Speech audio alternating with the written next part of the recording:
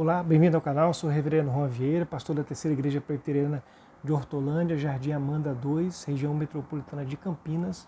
Hoje estaremos falando o capítulo 53 do profeta Isaías, apenas o versículo 4 a 9, nós estaremos discorrendo sobre a questão do servo sofredor dito no texto. Vamos ler essa porção? Então, diz assim a palavra do Senhor.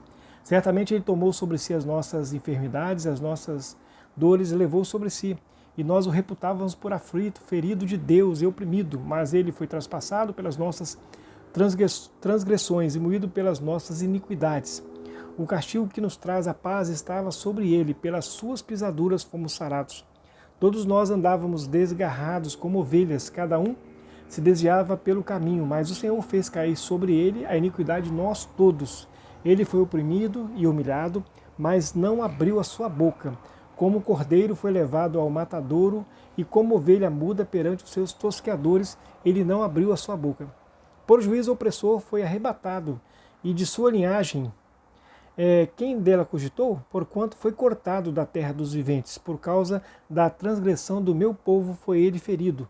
Designaram-lhe a sepultura com os perversos, mas com ricos esteve na sua morte, posto que nunca fez injustiça nem dolo algum, e se achou em sua boca. Amados, Isaías é conhecido, o profeta Isaías, esse livro do profeta Isaías, e Isaías é conhecido também como o Evangelho do Antigo Testamento. E aqui ele traz exatamente uma informação importante, é um texto profético, ele estava em torno de 750 anos antes de Cristo, mais ou menos isso. É difícil você datar com precisão, mas em torno de 740, nessa faixa aí. Então, amados, ele profetizou antes de Cristo. E é interessante que nós vamos observar, parece que ele estava lá na crucificação de Cristo, porque nós vamos ver elementos aqui nesse texto, vou dar ênfase em alguns pontos aqui, nós vamos perceber que parece que ele estava lá na crucificação de Cristo. É importante destacar que um texto do Antigo Testamento, ele geralmente foi escrito para o momento da época, para a pessoa, dirigido a Israel naquele momento. Mas também um texto, ele traz, principalmente os profetas, eles trazem conotações para o futuro. Então Isaías tem aqui conotações exatamente para o momento de Cristo. Se nós continuarmos lendo o livro de Isaías, lá no final nós vamos ver que ele tem profecias relacionadas ao tempo do fim. Então, exatamente essa é a ideia de nós pensarmos e trabalharmos o livro profético de forma que nós tenhamos fazer o exercício de encaixar de acordo com a época. Não é tão simples de fazer isso. Mas aqui, depois que o fato aconteceu, é fácil, Fácil. Se nós olharmos aqui que ele foi como um cordeiro, versículo 7, o próprio João falou, eis o cordeiro de Deus que tira o pecado do mundo. O João, discípulo, registrou que o João Batista falou sobre Jesus. João 1,29. Se nós olharmos aqui que ele foi traspassado pelas nossas transgressões, lá em João capítulo 19, 37, exatamente o guarda, o soldado, traspassou Jesus. A ideia de traspassar é enfiar a lança. Se você olhar o trecho lá de João capítulo 19, vai ver que ele enfiou a lança de um lado para o outro, atravessando transversal, com a ideia de exatamente que para verificar se realmente estava morto, atravessar para poder estourar tudo por dentro, fígado, rins e tal, essa ideia de realmente, como se fosse um golpe de misericórdia.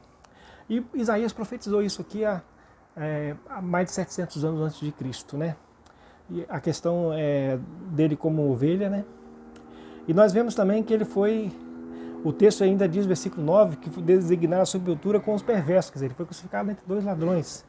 E como o rico teve sua morte, esteve na sua morte, quer dizer, ele foi sepultado na verdade, no túmulo cedido por José de Arimateia, que era o homem que tinha recurso.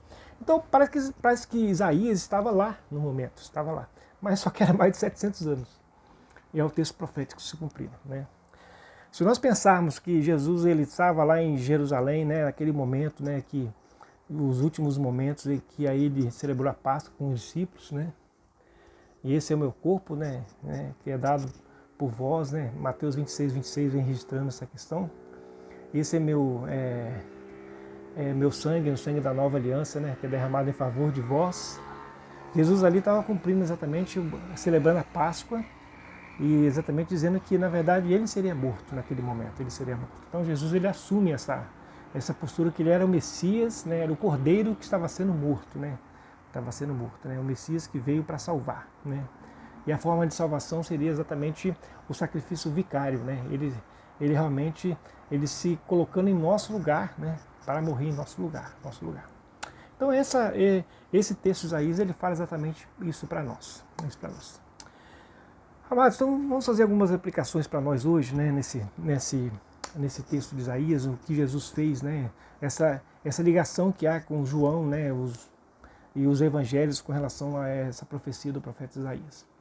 É interessante que nós podemos destacar, né, fazer um bom destaque, é que Deus ele tem planos de salvação, né, e aí o plano se cumpriu em Jesus. Primeira aplicação que nós devemos fazer é que se cumpriu em Jesus. O segundo ponto que nós podemos destacar é que Jesus ele teve seu período de ministério, né, ele curou, ele transformou água em vinho, ele multiplicou os pães e os peixes, né, acalmou a tempestade, ele cuidou de pessoas, curou leprosos, expeliu demônios.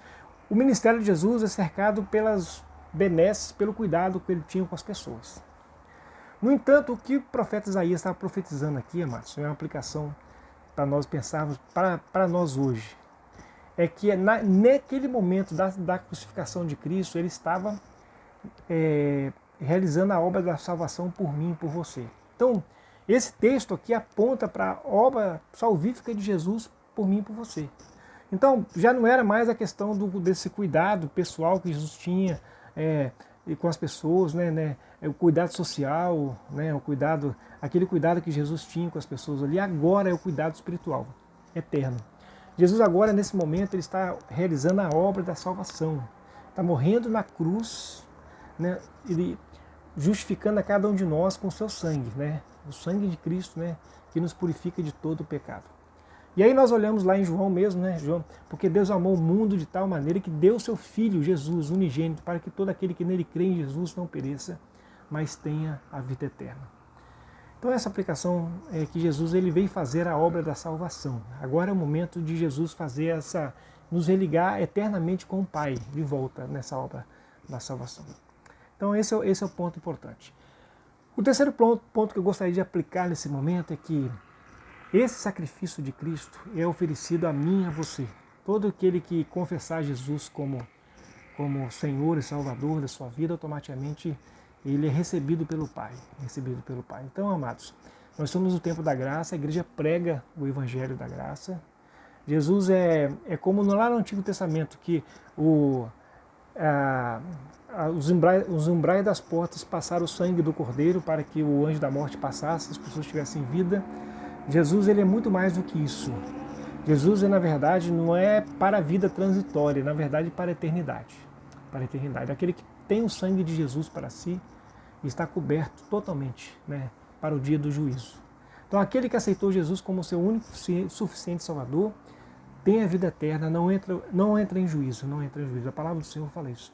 Então, amado, aquele que entende Jesus como o sacrifício de Cristo, aquele que entendeu que aquilo que Jesus fez na cruz foi realmente para nos ligar eternamente com o Pai e aceita esse sacrifício para si, automaticamente está de volta à presença do Pai. Se nós perdemos a presença de Deus lá em Adão, Jesus é o retorno à presença de Deus. Essa é a última aplicação que a gente está fazendo. Aí, Jesus é o único caminho, né, a única verdade, e Jesus na verdade, a ressurreição e a vida. Jesus é a ressurreição e a vida.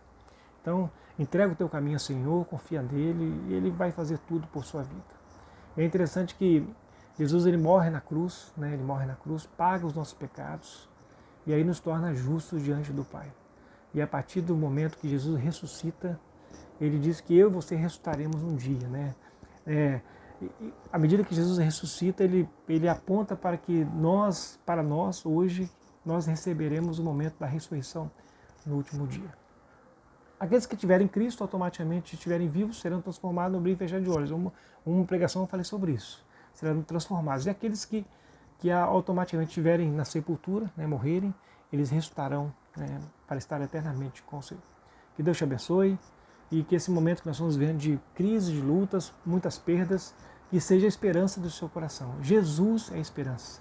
Mesmo que essa vida aqui ela se encerre, e nós temos um prazo, ela é curta, né, ela é breve, mesmo que essa vida se encerre, mas se você aceitou Jesus como seu único e suficiente Salvador, você tem a garantia da eternidade, a esperança no coração da eternidade. Que Deus te abençoe e aceite Jesus como seu único e suficiente Salvador, e a sua alma sai da morte e a sua alma retorna à vida na presença de Deus.